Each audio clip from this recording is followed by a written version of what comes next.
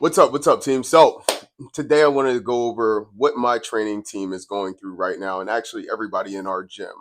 And we are doing what is called a deload week, and this is a period of reduced training volume and intensity, and it offers several benefits. And today we're going to talk about six different benefits that deload weeks can aid with in your training evolutions, your training cycles, and the development of your strength and fitness um, lifestyle. So, recovery and regeneration is the number one thing that I'm going to talk about today. Or not literally in a cycle of 1 through 6. This is the top thing, but this is just the first title that we're going to talk about. And deload weeks just allow your body to recover from accumulated stress of intense training, right? So, this period helps with the muscles to repair the tissues, reduce inflammation, replenish energy storage, and which ultimately leads to better long term performance and prevents burning out or overtraining. The second thing that we're going to discuss is injury prevention.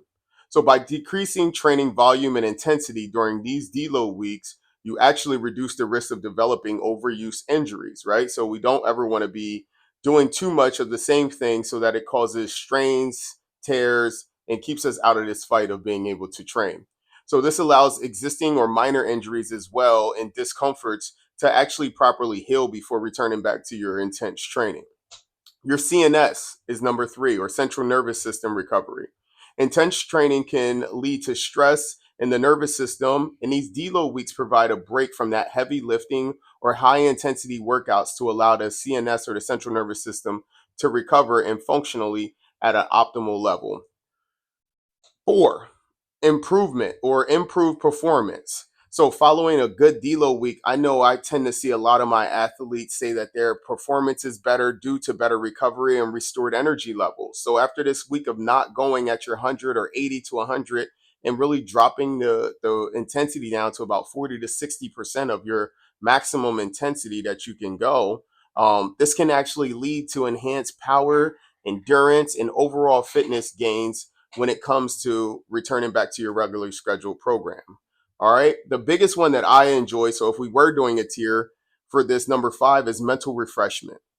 So deload weeks offer a mental break from the rigorous, constant training that we do every single day. This downtime allows the athletes to recharge mentally, and it also reduces training stress and maintain motivation for the next training cycle. I'm telling you guys, right now I feel super good. I'm not as tired. I'm not thinking in a competitive manner with myself. And what we don't understand is that our brain function really can cause our bodies to feel super fatigued. Brain function and brain activity is something that is very fatiguing on the body. So number five for me is like a big catalyst to why I even implement deload weeks. Number six, and the last one that we're going to go over, is long-term progression.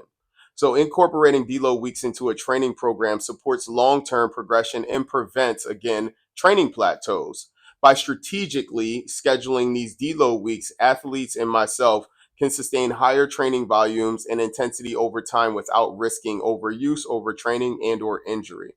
So overall, deload weeks play this critical and crucial role in optimizing training performance, promoting energy, promoting recovery, and supporting overall well-being of an athlete and their fitness and fitness enthusiasts. So there are variable components of a well-rounded training program, but making sure that you put in a deload week is optimal, guys. This is going to help your progress be sustained and actually help your progress peak even more. So I like to program depending on if it's a 6 week cycle, an 8 week cycle, a 10 week cycle, 12 or 16 week cycles. I implement every about 30 days depending on that cycle. So probably week five if it's a six, or week four if it's a 6 weeker. If it's an 8 week, I'll probably do it around week five. If it's a 10 week, I'm going to still probably do it around week four, week five. 12 week right now, we're doing it at week five. And it's really kind of constant with week five, because that's when I think that the body is just like, hey man, we've had enough. This has been beating us up for 30 consistent days, and we can kind of bring the intensity down to be able to allow the body to repair, energy stores to replenish, like I said, and go from there. And then that following week, I personally always feel a lot better. My body had some time to redevelop itself and go through um, that repair phase, man. So try it out. Start implementing your deload weeks. Don't feel ashamed that you're only working out at 40 to 60% of your work capacity. We all need these days. Those individuals that aren't are going to see themselves injured and probably not being able to stay in the fight. So deload weeks are very critical.